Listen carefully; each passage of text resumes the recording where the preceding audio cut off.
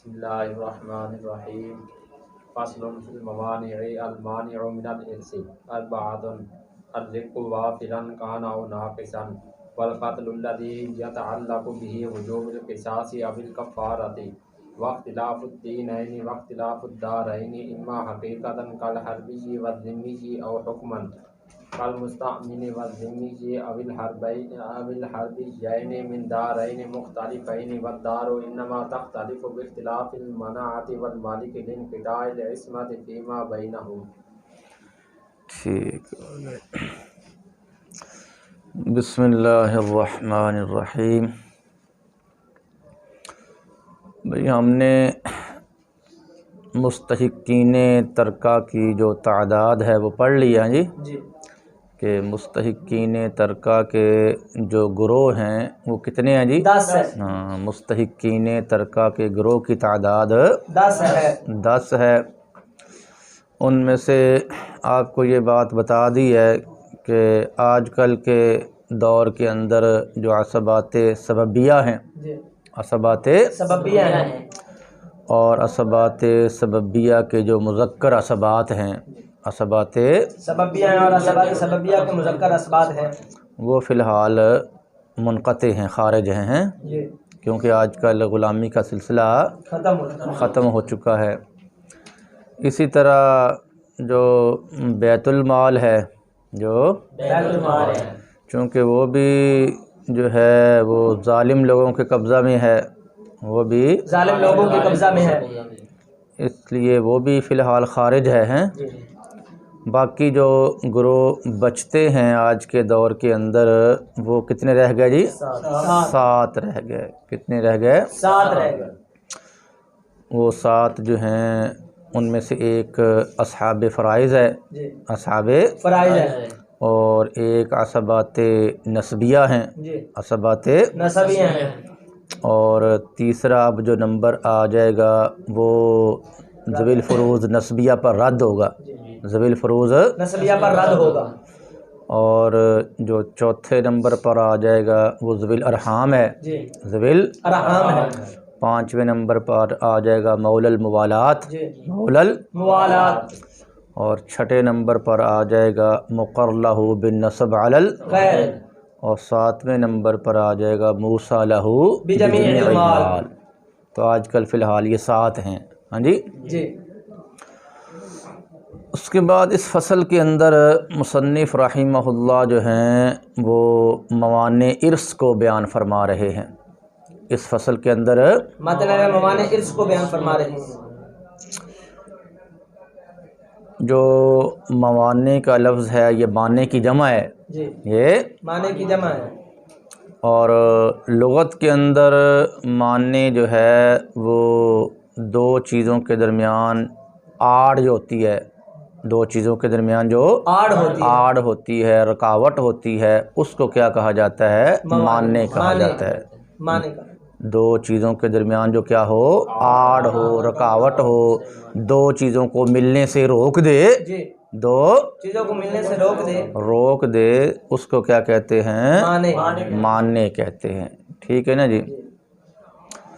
जिस तरह मिसाल के तौर पर वो बात की गई ना जी कि बैनहुमा बरज़खुन ला यबग़ियान, हाँ जी, मरजल बहरैन यल्तक़ियान, मरजल बैनहुमा बरज़खुन ला यबग़ियान की जो 2 समंदर हैं, हाँ जी, उनके दरमियान एक आड़ है जिसने उन दोनों को मिलने से और ठीक है ना।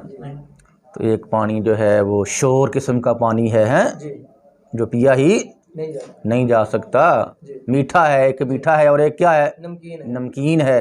तो इन दोनों समंदरों को आपस में एक चीज़ ने रोका हुआ है, दरमियान में एक आड़ है जो उनको मिलने से क्या कर रही है? रोक रही है। तो लुग़त के अंदर जो चीज़ आड़ बने, 2 चीज़ों के दरमियान हाइल हो जाए, उनको मिलने से रोक दे, उसको क्या कहते हैं? माने कहते हैं। ठीक है ना जी। और इस्तिलाह के अंदर माने जो है उस इल्लत को कहते हैं, इस्तिलाह के अंदर माने उस इल्लत को कहते हैं जो किसी वारिस के अंदर मौजूद होकर उसको विरासत से महरूम कर देती है। इस्तिलाह के अंदर जो माने है उस इल्लत को कहते हैं जो इल्लत किसी वारिस के अंदर मौजूद होकर उसको विरासत से क्या कर देती है, महरूम कर देती है। वो इल्लत उसको विरासत से महरूम कर देती है, विरासत से महरूम कर देती है। अब वो वारिस नहीं बनता है।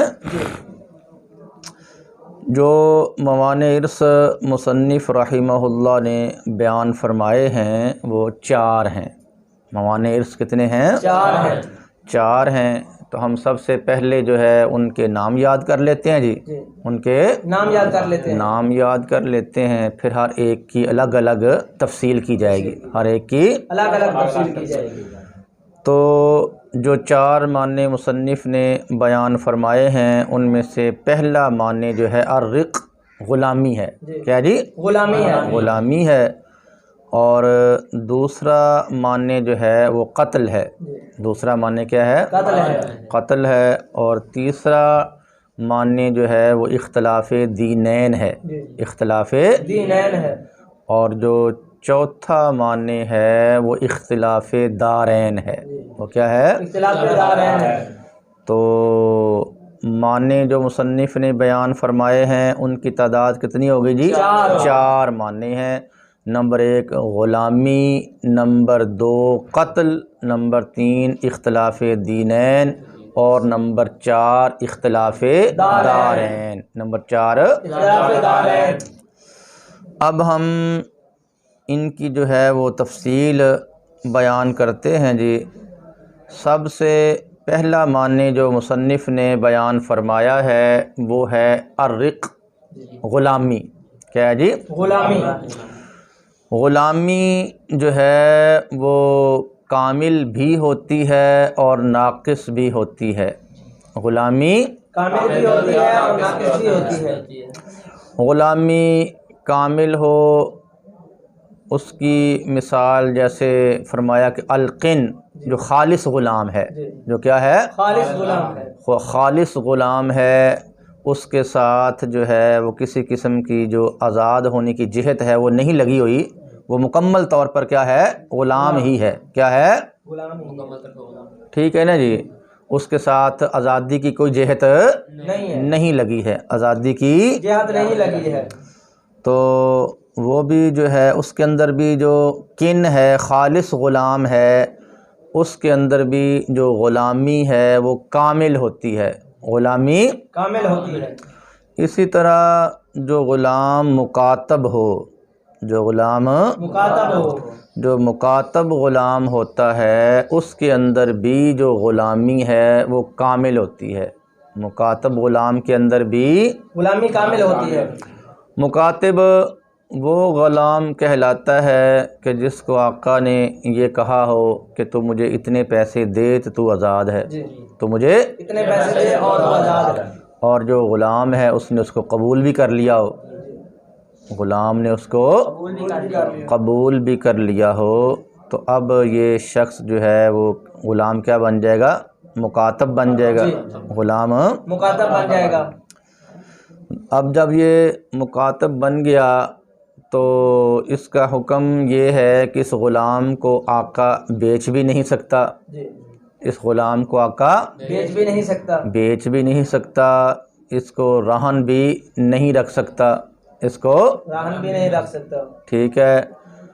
और अगर इसका जो मोरिस है, इसका जो मोरिस है वो मर जाता है, इसका जो मोरिस है वो मर जाता है तो इसको फिर अपने मोरिस की जो जायदाद है उससे हिस्सा भी नहीं मिलेगा, इसको अपने मोरिस की जायदाद से हिस्सा भी नहीं मिलेगा। और ठीक है ना भाई?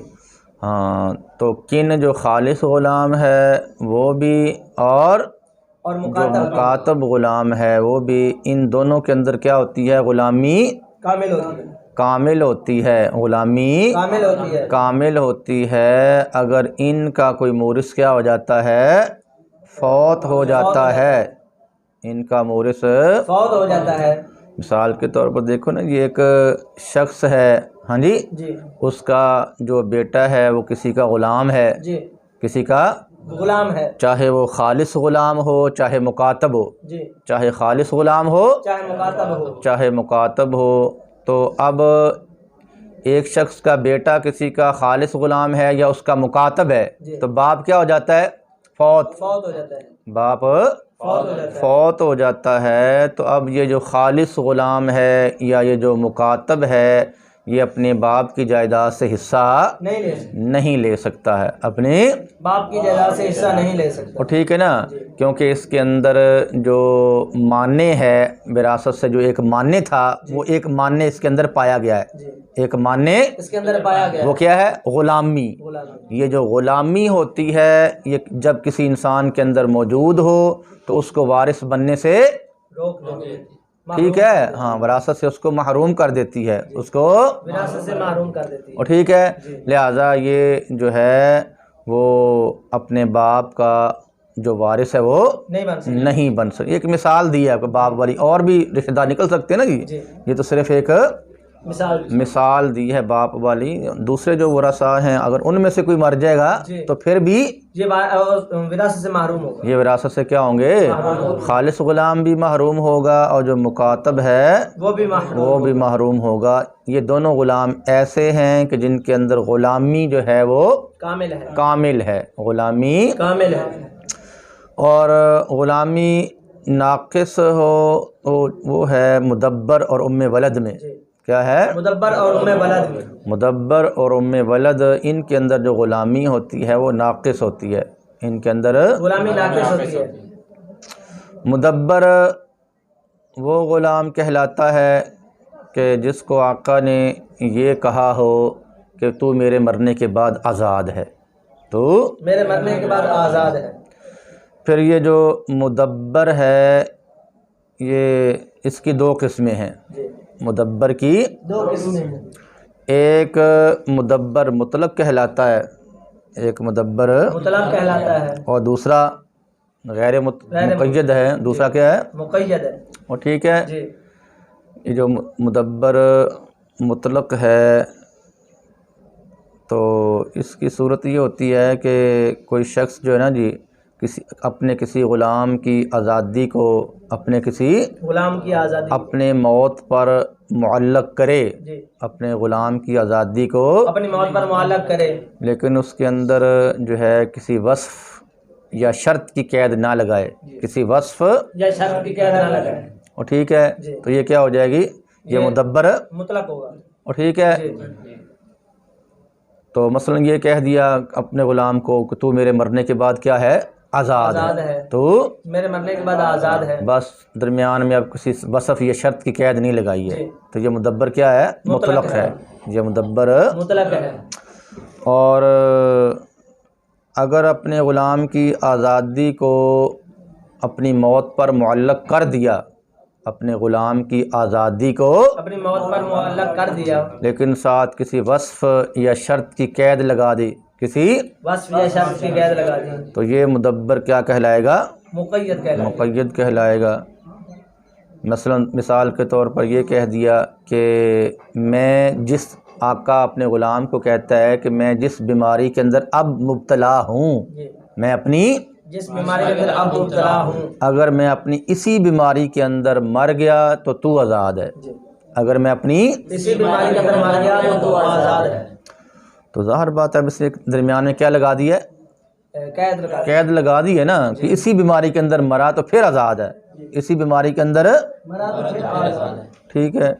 या ये कह दिया कि मैं जिस सफ़र के अंदर हूँ, मैं जिस सफ़र के अंदर हूँ, अगर मैं इसी सफ़र में मरा तो तू क्या है? आज़ाद है। तो ये भी एक कैद लग गई है। क्या है? कैद लग गई। बहरहाल जो मुदब्बर है वो दो किस्म का है, तो दोनों किस्मों के अंदर जो ग़ुलामी है वो क्या है? नाक़िस है। क्या है? ग़ुलामी नाक़िस है।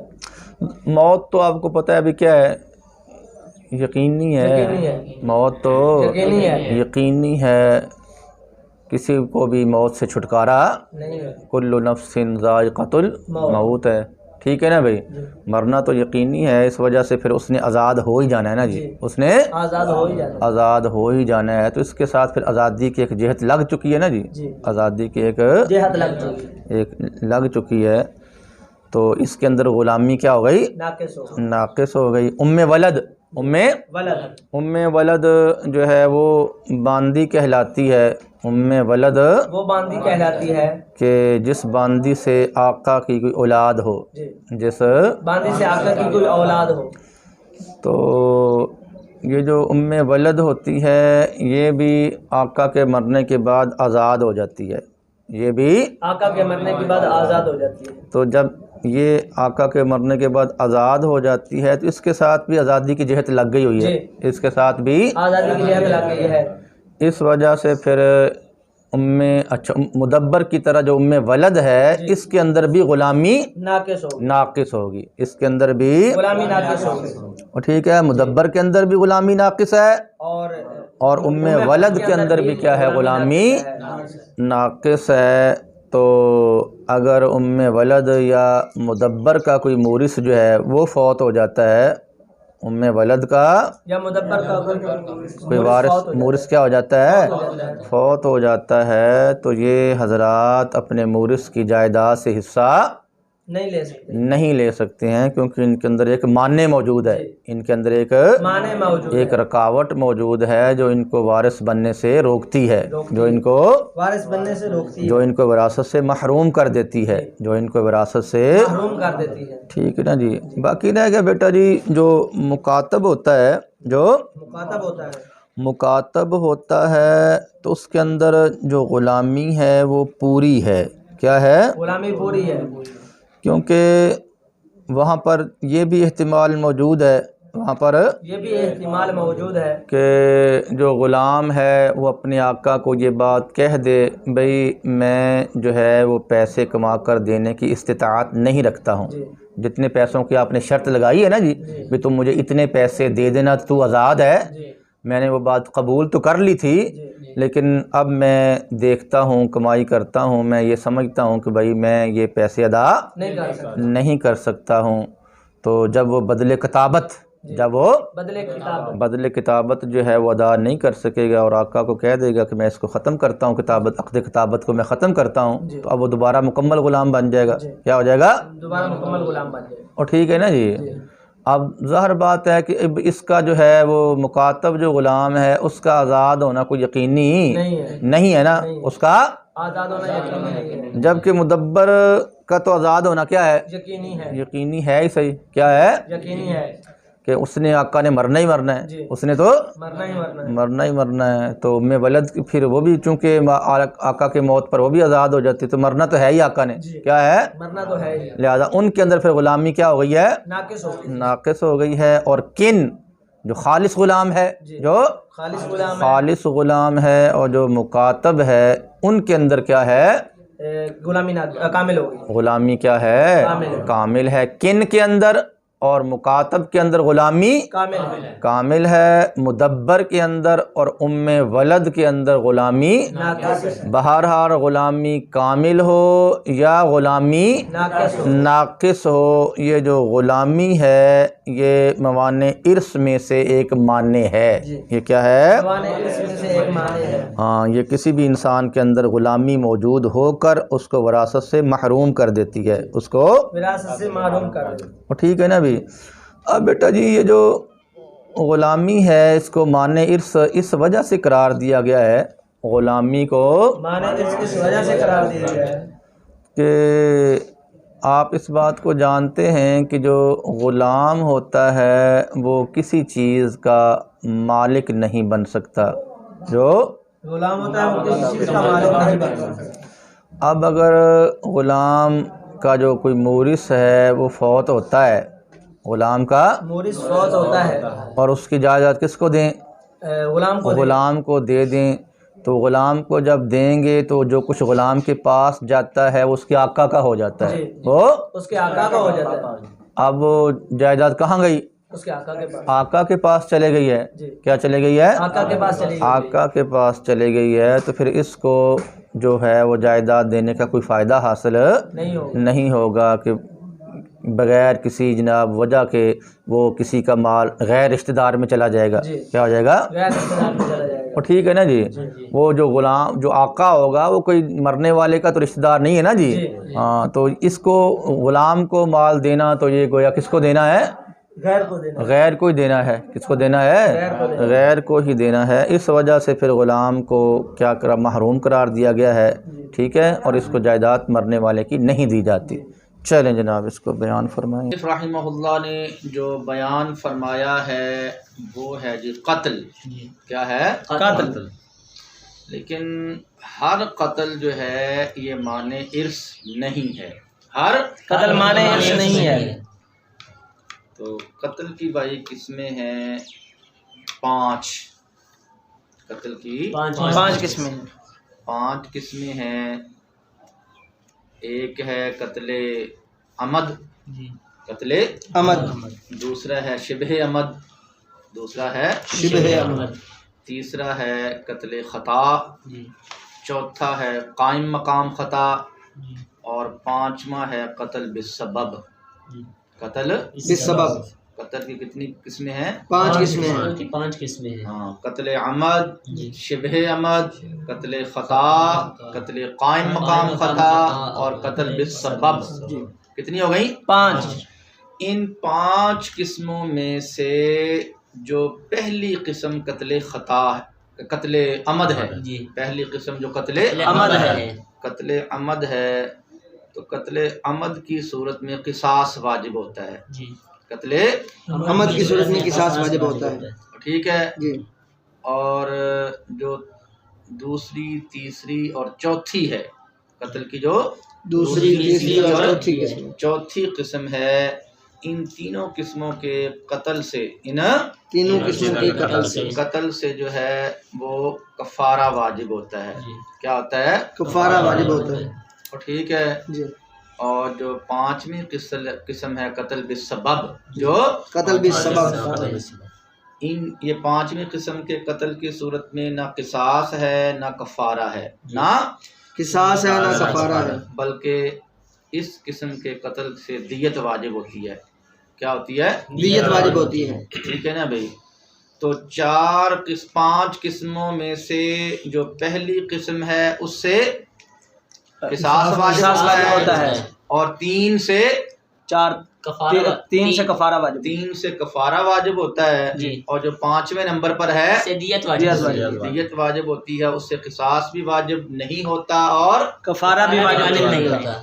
तो मुसन्निफ रहिमहुल्लाह ने फरमाया है कि जो कत्ल माने इर्स है, जो कत्ल माने इर्स है, ये वो वाला कत्ल है कि जिस कत्ल की वजह से कफारा वाजिब हो या किसास वाजिब हो। ये वो वाला कत्ल है जिसकी वजह से कफारा वाजिब हो जिसकी वजह से किसास वाजिब हो या कफारा वाजिब हो। तो मालूम हुआ कि जो 4 किस्म के कत्ल हैं, जो 4 किस्म के कत्ल हैं, इन 4 किस्मों के कत्लों में से कोई कत्ल की कोई किस्म भी पाई जाए, इन 4 किस्म के कत्लों में से कोई किस्म भी पाई जाए, कत्ल की कोई किस्म भी पाई जाए, तो वो वाली किस्म जो है वो वारिस को क्या करेगी? मुरिस की जायदाद से महरूम करेगी। वो वाली किस्म क्या करेगी? वारिस को मुरिस की जायदाद से महरूम करेगी। और जो आखिरी किस्म कत्ल बिस्सबब है, कत्ल बिस्सबब है, अगर वो पाई गई तो वो वारिस को मुरिस की जायदाद से महरूम नहीं करेगी। बात समझ आई ना जी? अब हम इनकी जो है वो तफसीलात पढ़ लेते हैं, इनकी तफसीलात पढ़ लेते हैं। इजमाली तौर पर आपको इतना बताया है कि कत्ल की जो 5 किस्में हैं, कत्ल की जो 5 किस्में हैं, इन किस्मों में से 4 किस्में ऐसी हैं, 4 किस्में ऐसी हैं जो वारिस को मुरिस की जायदाद से क्या करती हैं? महरूम करती हैं। और जो 5वीं किस्म है ये वारिस को मुरिस की जायदाद से महरूम नहीं करती। ठीक है जी भाई। कत्ल की 5 किस्मों में से जो पहली किस्म कत्ले अमद है, कत्ले अमद है। कत्ले अमद ये होता है कत्ल अमद ये होता है कि कोई शख्स जो है वो किसी को कत्ल से धारीदार आले के साथ कत्ल करे, धारीदार आला से कत्ल करे, या ऐसे आला से कत्ल करे जो तफरीक़े अज्जा में धारीदार आला के कायम मकाम हो। या तो धारीदार आला के साथ कत्ल करे या ऐसे आला से कत्ल करे जो अज्जा को जुदा जुदा कर देने में धारीदार आला के मकाम हो। ठीक है, और उसके अंदर कत्ल का इरादा भी पाया जाए, कत्ल का इरादा भी पाया जाए, तो इरादा कत्ल के साथ धारीदार आले या धारीदार आला के कायम मकाम आला से क्या करे, कत्ल करे, तो उस कत्ल को कत्ले अमद कहते हैं। धारीदार आला देख लो भी, छुरी है, बर्छी है, तलवार है, छुरी है, बर्छी है, तलवार है, तो इसके जरिए आप जनाब वार करें तो गाठे मूली की तरह क्या करेगी, काट कर रख देगी। तो ऐसा ही है ना जी। तो ये आला हो गया धारीदार, क्या हो गया, धारीदार आला का कायम मकाम हो, जैसा कि वो बंदूक की गोली होती है जी, क्या होती है, बंदूक की गोली होती है, कारतूस वगैरह होते हैं जी, ये भी अज्जा को क्या कर देते हैं, मुख्तलिफ। वो ठीक है। तो बहरहाल धारीदार आला के जरिए कत्ल किया जाए या धारीदार आला के जो कायम मकाम आला है उसके क्या कत्ल किया जाए, और कत्ल का इरादा भी हो, कत्ल का इरादा भी हो, तो इस कत्ल को कत्ले अमद कहते हैं भाई। और कत्ले अमद की वजह से इंसान जो है वो सख्त गुनाहगार होता है। क्या होता है, सख्त गुनाहगार होता है। ठीक है जी। और इस सूरत में जो है वो किसास वाजिब होता है।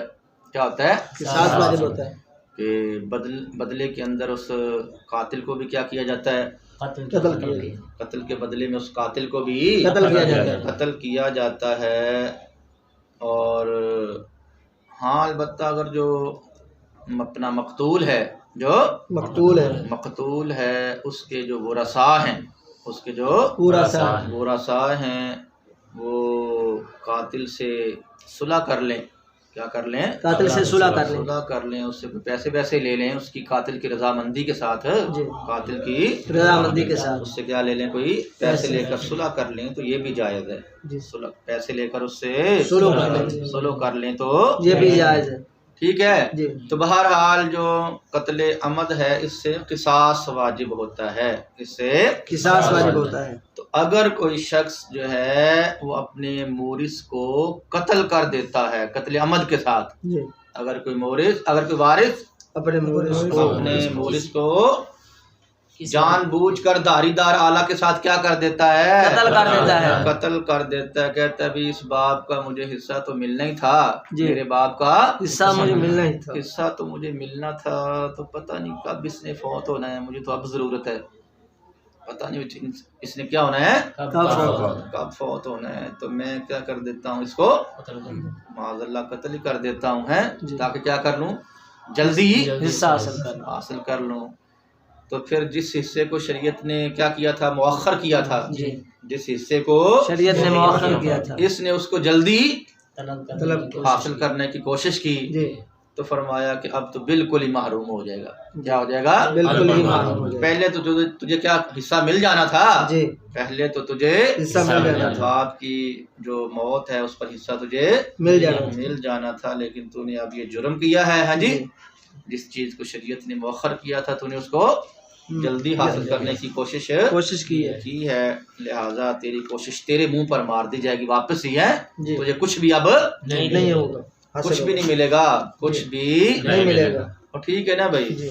बहरहाल जो कत्ले अमद है, अगर जानबूझकर कोई वारिस अपने मुरिस को क्या कर देता है, कत्ल कर देता है, धारीदार आला या धारीदार आले की कायम मकाम आले के साथ कत्ल कर देगा, तो इस सूरत के अंदर क्या होगा, वो विरासत से महरूम से क्या हो जाएगा, महरूम हो जाएगा। ठीक है जी। तो ज़ाहिर बात है यहाँ कत्ल से कत्ले नहक ही मुराद है, यहाँ पर कत्ल से कत्ले नहक ही मुराद, कत्ले नहक मुराद है। और ठीक है, हाँ, अगर उसका जो बेटा है, किसी का जो बेटा है या किसी का जो बाप है, वो अपने बाप बेटे को या बेटा बाप को कत्ल करे और वो कत्ले हक ना हो बल्कि कत्ले हक हो, कत्ले हक हो, तो इस सूरत के अंदर तो महरूम नहीं होगा। इस सूरत में तो महरूम नहीं होगा। कत्ले हक होता है ना, मिसाल के तौर पर भी वो जो है हुकूमत की तरफ से वो मुकर्रर है किसास वगैरह लेने पर, क्या क्या किसास लेने पर मुकर्रर है, या जो हुदूद हैं शरीयत के अंदर जो हुदूद मुकर्रर हैं उन कोई हद वो जारी करता है, क्या है हद जारी करता है। तो इस सूरत में अगर वो हद में क्या हो जाए, कत्ल हो जाता है, मर जाता है, तो फिर तो वारिस बनेगा, फिर तो महरूम नहीं होगा ना भाई। यानी कत्ल से कत्ले नहक मुराद है, कत्ले नहक मुराद है, कत्ले हक मुराद नहीं है। और ठीक है जी, कत्ले शिबह अमद, कत्ले शिबह अमद ये होता है कि कोई शख्स इरादा कत्ल से किसी को कत्ल करे, कोई शख्स इरादा कत्ल से किसी शख्स को कत्ल करे, लेकिन जो आला वो इस्तेमाल करे वो ना तो धारीदार हो और ना ही धारीदार आला के कायम मकाम हो, ना ही धारीदार और ना धारीदार के कायम मकाम हो। ऐसे आला के ज़रिए जानबूझकर कत्ल करे जो आला धारीदार भी ना हो और अज्जा की तफरीक करने में वो धारीदार आला के कायम मकाम भी ना हो। ऐसे आला के ज़रिए कोई शख्स जानबूझकर किसी को कत्ल करे, इस कत्ल को शिबह अमद कहते हैं, इस कत्ल को शिबह अमद कहते हैं। और ठीक है, तो ये जो कत्ल शिबह अमद होता है इस सूरत के अंदर, ये जो कत्ल है इसकी वजह से वो कातिल जो है वो गुनाहगार भी है, सख्त गुनाहगार है, क्या है सख्त गुनाहगार भी होगा, सख्त गुनाहगार भी होगा। और कातिल जो है वो अपने मूरिस की जायदाद से भी क्या होगा, महरूम होगा, अपने मूरिस की जायदाद से भी महरूम होगा। और इस पर जो है वो कफ़ारा भी वाजिब होगा, इस पर क्या होगा, कफ़ारा भी वाजिब होगा। और इसके जो ख़ानदान और इसकी जो बरादरी है, इसके जो असबा व रसा हैं, इसके जो ख़ानदान है, इसकी जो बरादरी है, इसके जो असबा व रसा हैं, उन पर दियत भी आएगी। क्या आएगी? खुद कातिल पर कफारा है, खुद कातिल पर कफारा है, और इसकी जो बरादरी खानदान है उन पर दियत है, उन पर क्या है, दियत है। कफारा क्या है जी?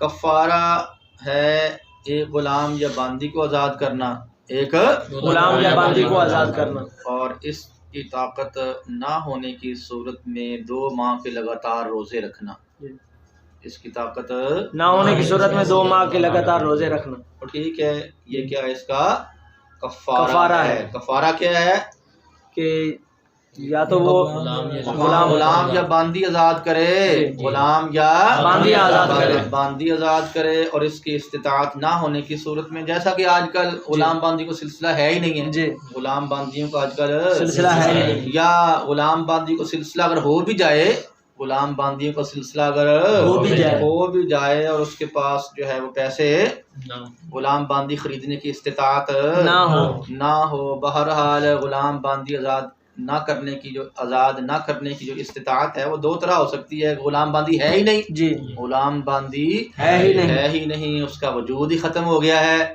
या फिर गुलाम बांदी तो हो लेकिन उसके पास खरीदने के लिए पैसे ना हो, रकम ना हो, तो फिर इस सूरत में वो गुलाम बांदी को आज़ाद करने की इस्तिताअत नहीं रखता। तो जब वो गुलाम बांदी को आज़ाद करने की इस्तिताअत नहीं रखेगा तो इस सूरत के अंदर 2 माह के लगातार रोजे रखेगा, 2 माह के लगातार रोजे रखेगा। ये तो है इसका कफारा, ये तो है इसका कफारा। और जो दियत होती है वो 100 ऊँट है, दियत 100 ऊँट है, 100 ऊँट होते हैं, ठीक है जी। और अगर ऊँट नहीं देने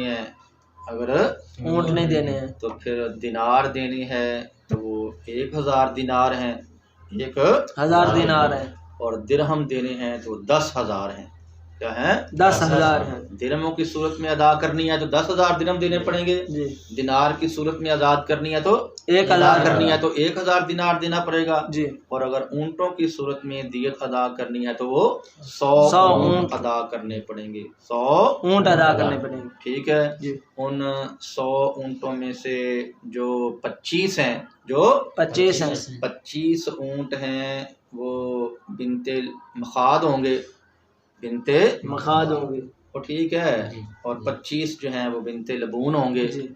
बिनते मखाद बिनते लबून का पता ही ना आपको? जी। है जी। कि नहीं पता? पता है। हाँ, वो बिनते मखाद यानी 25 ऊँट की जो मादा है, जी। यानी ऊँटनी का जो बच्चा है, ऊँटनी का जो बच्चा मादा बच्चा है, ऊँटनी का जो मादा बच्चा है जिसकी उम्र मुकम्मल 1 साल जो है वो हो चुकी हो और दूसरे साल के अंदर वो दाखिल हो चुका हो, उसको बिनते मखाद कहते हैं। और अगर वो मुकम्मल 2 साल का होकर तीसरे साल में शुरू हो गया है तो उसको बिनते लबून कहते हैं। बिनते लबून मादा, ऊँटनी का वो मादा बच्चा जो 2 साल का पूरा होकर तीसरे साल में दाखिल हो। और जिसकी उम्र 3 साल में पूरा होकर चौथे साल में लग जाए जी, उसको हिक्का कहते हैं। जी, उसको हिक्का कहते हैं। और 25 बिनते लबून हो जाएंगे, 25 बिनते मखाद हो जाएंगे और 25 हिक्के हो जाएंगे जी। और चौथा जो आ जाएगा वो जो मुकम्मल 4 साल में शुरू होकर 5वें साल में लग गया हो। ठीक है जी। तो ये दियत जो है वो इस तरह अदा की जाएगी। 100 ऊँट हैं, 100 ऊँट जो हैं वो इस तरह अदा किए जाएंगे। 25 बिनते लबून हो जाएंगे, 25 बिनते मखाद हो जाएंगे, 25 हिक्के हो जाएंगे और 25 जिनकी उम्र क्या हो जाएगी पूरी 5 साल। 4 में शुरू होकर 5वें में लग गया होगा, 4 पूरी होकर 5वें में लगा। और ठीक है जी। तो ये दियत जो है वो अदा करनी पड़ेगी। ये दियत अदा करनी पड़ेगी। और ठीक है जी। ये दियत जो असबाब व रसा अदा करते हैं तो वो 3 साल के अंदर अदा की जा सकती है। कितने? 3 साल के अंदर 3 साल के अंदर दियत अदा की जा सकती है। और कफ़ारा जो है उसने कफ़ारा खुद किस पर है? कफ़ारा कातिल पर है। और जो दियत है वो उसके खानदान और बरादरी पर है, खानदान और बरादरी। और ठीक है इस कत्ल की इस किस्म के अंदर भी जो वारिस होता है अपने मूरिस की जायदाद से महरूम हो जाता है। और ठीक है कत्ल की जो चौथी किस्म है वो कत्ल खता है। क्या है? कत्ल खता है। तीसरी ना जी। तीसरी किस्म क्या है जी? कत्ल खता है। कत्ल खता है। कत्ल खता की फिर 2 किस्में हैं आगे। कत्ल खता की 2 किस्में। एक है खता फिल फेल। क्या है? खता फिल फेल। और एक है खता फिल ज़न। खता फिल फेल और खता फिल ज़न। खता फिल फेल ये है कि किसी को जो है ना जी उसने गोली चलाई है, किसी गोली उसने उसने शिकार किसी को जो है ना जी वो गोली चलाई शिकार की तरफ, उसने गोली चलाई शिकार की तरफ और उसका निशाना खता चला गया, उसका निशाना खता चला गया और साथ कोई इंसान था तो उसको लग गई वो। तो ये क्या है? खता फिल फेल है कि उसने चलाई थी गोली शिकार की तरफ लेकिन हाथ वगैरह फिसल गया, कुछ भी हो गया है और गोली जाकर आदमी को लग गई। तो ये खता उसके फेल में क्या हुई है? खता हुई है। ये उसके फेल में खता हुई है। और खता फिल वन ये है, खता फिल वन ये है कि उसने समझा कि सामने जो है वो शिकार है, उसने समझा सामने शिकार है। ज़ाहिर बात है वो दूर होगा है तो मुकम्मल तौर पर वो जजमेंट नहीं कर सका। उसने तो उसको क्या समझा था? ये शिकार ही है, लेकिन हकीकत में वो शिकार नहीं था बल्कि कोई इंसान था, आदमी था। तो गोली जाकर उसको लग गई। तो ये खता फिल ज़न है। ये क्या है? खता फिल ज़न है। और ठीक है ना जी? तो जो कत्ल खता होता है, खता फिल फेल हो या खता फिल ज़न हो, तो एहतियात इसमें कत्ल का गुनाह नहीं होता, इसमें कत्ल का गुनाह नहीं होता है। अलबत्ता उसने जो एहतियात से काम नहीं लिया, उस एहतियात से काम ना लेने का गुनाह तो उसमें होता है जी, एहतियात से, काम ना लेने का गुनाह तो उसमें होता है, अलबत्ता कत्ल का गुनाह इसमें नहीं होता, इसमें कत्ल का गुनाह नहीं होता। और ठीक है। जी, इसके अंदर भी इसका जो कफारा है, इसमें भी जो कातिल पर कफारा होता है, इस कत्ल की वजह से भी कातिल पर कफारा होता है, और उसका जो ख़ानदान है, उसके जो वरसा हैं, उन पर क्या आती है? दियत आती है। क्या आती है? दियत आती है। और जो कातिल होता है अपने मकतूल मूरिस की जायदाद से महरूम क्या होता है? महरूम हो जाता है। और ठीक है जी, और कायम मकाम खता, चौथी किस्म कायम मकाम खता। कायम मकाम खता है। कायम मकाम खता की एक सूरत तो ये है, इसकी एक सूरत तो ये है कि भाई एक शख्स जो है वो मोटा ताज़ा शख्स जो है वो लेटा हुआ था, सो रहा था, और दूसरा उसके साथ बेचारा कोई कांगड़ी पहलवान था, हैं, कमज़ोर सा। जी, और ठीक है जी, तो वो लेटा हुआ था, तो ये जो मोटा ताज़ा बंदा वज़नी है जी, ये जो वज़नी था, भारी था, इसने अपनी करवट ली, पासा जो है अपना बदला। वो जो दूसरा कमज़ोर सा था बेचारा, उसके नीचे आके तो मर गया, उसके नीचे आके मर गया। तो ये भी क्या, ये कायम मकाम खता है। ये क्या है? कायम मकाम खता है। और ठीक है जी, या ये है कि कोई शख्स जो है वो छत के ऊपर से नीचे गिरा, छत के ऊपर से नीचे गिरा, और नीचे कोई शख्स जो है वो बैठा हुआ था, सो रहा था, जो भी था, बहरहाल जी, नीचे कोई शख्स उसके नीचे आया और आकर मर गया, उसके नीचे आया और नीचे आकर मर गया। ये क्या है? कायम मकाम खता है। ये क्या है? कायम मकाम खता है।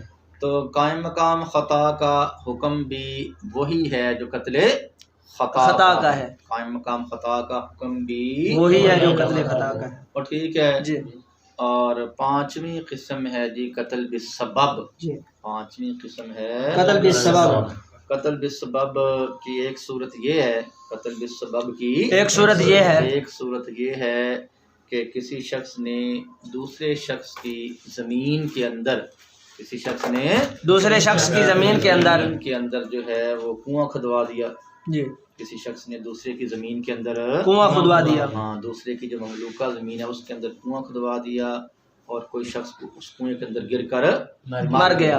कोई शख्स उस कुएं के अंदर गिरकर मर गया। ठीक है, तो ये कत्ल बिस्सबब है। ये क्या है? कत्ल बिस्सबब है। या ये है कि किसी शख्स ने जो है वो रास्ते के अंदर, किसी शख्स ने रास्ते के अंदर कोई भारी पत्थर या कोई और चीज़ रख दी है, जी, और कोई शख्स उसके साथ टकरा कर जी, मर गया।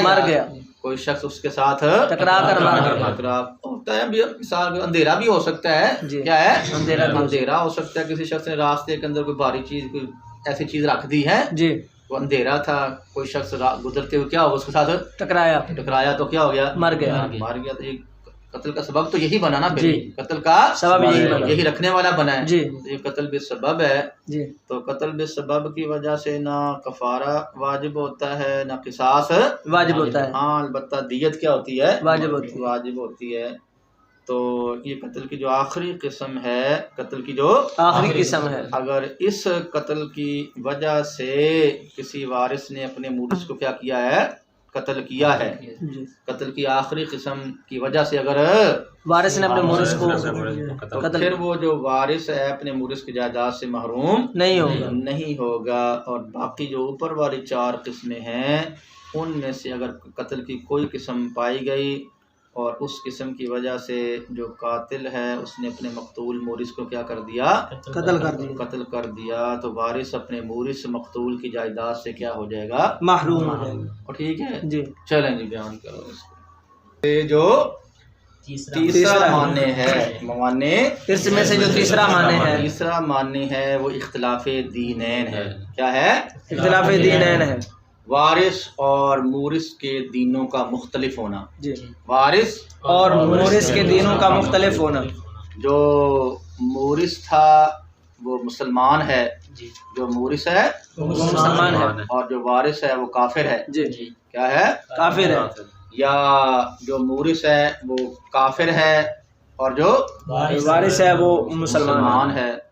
तो अगर दोनों का दीन क्या है, मुख्तलिफ अलग अलग है, एक मुसलमान है और दूसरा काफिर है, तो जो काफिर है वो मुसलमान की जायदाद का वारिस नहीं होगा, और जो मुसलमान है वो काफिर की जायदाद का वारिस नहीं होगा। और ठीक है जी। अगर मोरिस और वारिस का दीन क्या हो, मुख्तलिफ हो, एक मुसलमान हो और एक काफिर हो, जो मोरिस है वो मुसलमान हो और जो वारिस है वो काफिर हो, या वारिस मुसलमान हो और मोरिस जो है वो काफिर हो, तो इस सूरत के अंदर जो है वो मुसलमान के मरने की सूरत में काफिर जी, और काफिर के मरने की सूरत में मुसलमान जो है वो वारिस नहीं होगा, यानी मुसलमान काफिर का और काफिर मुसलमान का वारिस नहीं बन सकता है।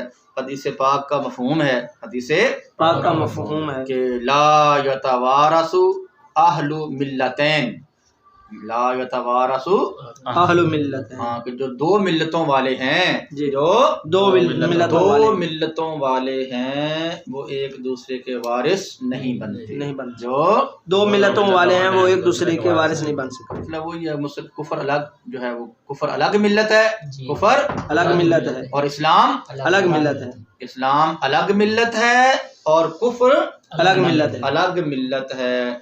हज़ूर अलैहिस्सलाम ने ये बात फरमा दी कि जो दो मिल्लतों वाले हैं वो एक दूसरे के वारिस नहीं बन सकते हैं। लिहाजा अगर जो है वो जो बाप है वो मुसलमान है और बेटा क्या है, काफिर है, तो बेटा मर जाएगा तो बाप उसकी जायदाद का वारिस नहीं बन सकता, और अगर बाप मर जाएगा तो बेटा उसकी जायदाद का वारिस। और ठीक है बच्चों, फरमा दिया कि मवाने इर्स में से जो तीसरा मान्य है वो क्या है, इख्तिलाफे दीनैन है। इख्तिलाफे दीनैन है, मोरिस और वारिस के दीनों का क्या होना, मुख्तलिफ होना। कुफर अलग मिल्लत है, अलग दीन है, और जो इस्लाम है वो अलग दीन है, अलग मिल्लत है। लिहाजा अगर जो है मोरिस जो है अगर एक मुसलमान है और एक क्या है, काफिर है, एक मुसलमान है और एक काफिर है, तो काफिर के मरने की सूरत में जो अपना मुसलमान है वो उसका वारिस नहीं बन सकता, और मुसलमान के मरने की सूरत में काफिर उसका वारिस नहीं बन सकता। ठीक है, बाप मिसाल के तौर पर मुसलमान है, बेटा जो है वो काफिर है, तो बेटे के मरने की सूरत में बाप उसका वारिस नहीं बनेगा और बाप के मरने की सूरत में बेटा उसका वारिस नहीं बनेगा। ठीक है जी, चलें जी इसको बयान फरमाएं। जो चौथा मान्य मुसन्निफ रहिमहुल्लाह ने बयान फरमाया है वो है इख्तिलाफे दारैन। क्या है, इख्तिलाफे दारैन, मोरिस और वारिस के मुल्कों का अलग अलग होना, मोरिस और वारिस के मुल्कों का अलग अलग होना। ठीक है जी, मोरिस एक मुल्क में रहता है और उसका जो वारिस है वो दूसरे मुल्क में रहता है, तो ये वारिस तो एक के मरने की सूरत में दूसरा उसका वारिस नहीं बन सकता। ठीक है जी, लेकिन ये बात आपको याद रहनी चाहिए कि ये जो चौथा माने इख्तिलाफे दारैन है, ये जो चौथा माने इख्तिलाफे दारैन है, ये मुसलमानों के हक में मानने नहीं है जी, ये मुसलमानों के हक में माने नहीं है। एक मुसलमान चाहे दुनिया के किसी मुल्क में रहता हो जी, एक मुसलमान दुनिया के चाहे किसी मुल्क में रहता हो और उसका जो दूसरा मुसलमान है वो किसी और मुल्क में रहता हो, हाँ जी, तो एक के मरने की सूरत में दूसरा उसका वारिस बनेगा। एक के मरने की सूरत में दूसरा उसका वारिस बनेगा। ठीक है जी, मुसलमान चाहे दुनिया के किसी भी मुल्कों मुख्तलिफ मुल्कों में रहते हों, जो आपस में रिश्तेदार हैं जी, जिनका आपस में ताल्लुक ये बनता है वरासत वाला, तो चाहे किसी मुल्क मुख्तलिफ मुल्कों में रहते हों, तो एक के मरने की सूरत में दूसरा उसका क्या बन जाएगा, वारिस बन जाएगा। ठीक है ना जी, लेकिन कुफार के हक में ये मान्य है, कुफार के हक में ये मान्य है। एक काफिर शख्स जो है, मिसाल के तौर पर एक शख्स का बाप है वो काफिर है, वो दुनिया के एक मुल्क में रहता है और उसका जो बेटा है वो भी काफिर है और वो दूसरे मुल्क में रहता है, दूसरे मुल्क में रहता है, तो बाप के मरने की सूरत में बेटा और बेटे के मरने की सूरत में बाप उसका वारिस नहीं बनेगा। समझ आई ना बात? ये इख्तिलाफे दारैन मुल्कों का अलग अलग होना, वारिस और मुरिस के मुल्कों का अलग अलग होना, वारिस और मोरिस के मुल्कों का अलग अलग होना, जुदा जुदा होना, ये कुफार के हक में तो माने इर्स है, ये कुफार के हक में तो माने इर्स है, लेकिन मुसलमानों के हक में ये माने इर्स नहीं है। कुफार के हक में तो ये माने इर्स है, लेकिन मुसलमानों के हक में ये माने इर्स नहीं है। ठीक है, मुसलमान जो हैं वो चाहे दुनिया के मुख्तलिफ मुल्कों में रहते हों, और तो एक के मरने की सूरत में दूसरा और दूसरे के मरने की सूरत में जो पहला है वो क्या बनेगा? उसका वारिस बनेगा, वारिस बनेगा। अलबत्ता काफिर अगर मुख्तलिफ मुल्कों में रहते हों तो एक के मरने की सूरत में दूसरा उसका वारिस नहीं। और ठीक है जी, कुफार के हक में ये मान्य है और मुसलमानों के हक में ये मान्य नहीं, ये मान्य नहीं है। और ठीक है जी, अब ये जो मुल्कों का अलग अलग होना है, मुल्कों का मुख्तलिफ होना है, मुल्कों का मुख्तलिफ होना है, ये इख्तिलाफ जो है वो हकीकी भी होता है और हुक्मी भी होता है। ये हकीकी भी होता है और हुक्मी भी होता है। ये इख्तिलाफ हकीकी भी होता है और हुक्मी भी होता है। इख्तिलाफ हकीकी जैसे भाई एक जो है वो ज़िम्मी है, एक ज़िम्मी है और वो मुसलमानों के मुल्क के अंदर जो है वो टैक्स अदा करके तो मुसलमानों के मुल्क में रहता है, उसी को ज़िम्मी कहते हैं जी। ज़िम्मी वो काफिर होता है जो मुसलमानों के मुल्क में टैक्स देकर रहता है, तो उसको क्या कहते हैं? ज़िम्मी है। तो ज़िम्मी जो है वो इस्लामी मुल्क का बाशिंदा है जी, जो ज़िम्मी है वो इस्लामी मुल्क का बाशिंदा है, और जो हरबी है वो दारुल हर्ब का बाशिंदा है जी, जो हरबी है वो दारुल हर्ब का बाशिंदा है। और ठीक है जी, तो ज़िम्मी और हरबी, ज़िम्मी और हरबी इनका मुल्क हकीकतन क्या है? अलग अलग है। ज़िम्मी और हरबी का मुल्क हकीकतन अलग अलग है कि नहीं भाई जी? जो ज़िम्मी है वो मुसलमानों के मुल्क में रह रहा है और जो हरबी है वो दारुल हर्ब में रहेगा, तो हकीकत में इनका मुल्क क्या है? मुख्तलिफ। हाँ, यहाँ इख्तिलाफ दारैन हकीकतन पाया गया, यहाँ पर इख्तिलाफ दारैन हकीकतन पाया गया। ठीक है भाई जी। और जो इख्तिलाफ दारैन है वो हुक्मी हो, इख्तिलाफ दारैन हुक्मी हो तो उसकी एक मिसाल तो भी है, जैसे है ज़िम्मी और मुस्तामिन है। क्या है? ज़िम्मी और मुस्तामिन है। नज़दीक अकबर ज़िम्मी और मुस्तामिन।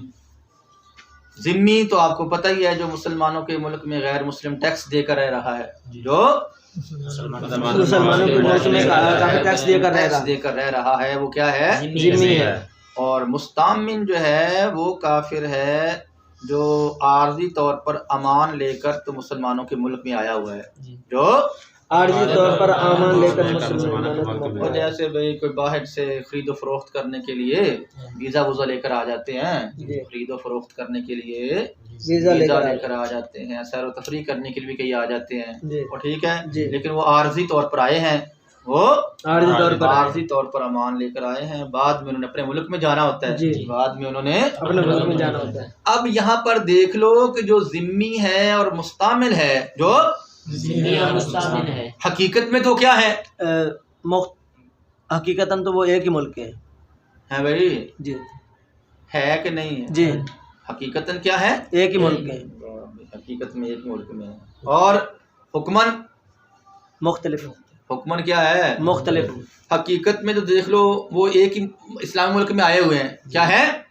इस्लामी मुल्क के अंदर आए हुए ना, ज़िम्मी भी इस्लामी मुल्क में है और मुस्तामिन भी इस्लामी मुल्क में है, लेकिन हुक्मन उनका मुल्क क्या है? अलग अलग है, क्योंकि जो ज़िम्मी है वो मुस्तकिल इस्लामी मुल्क का रहशी है, जो ज़िम्मी है वो मुस्तकिल इस्लामी मुल्क का रहशी है, और जो मुस्तामिन है वो चंद दिन के लिए आया, उसने अपने मुल्क में वापस जाना है जी।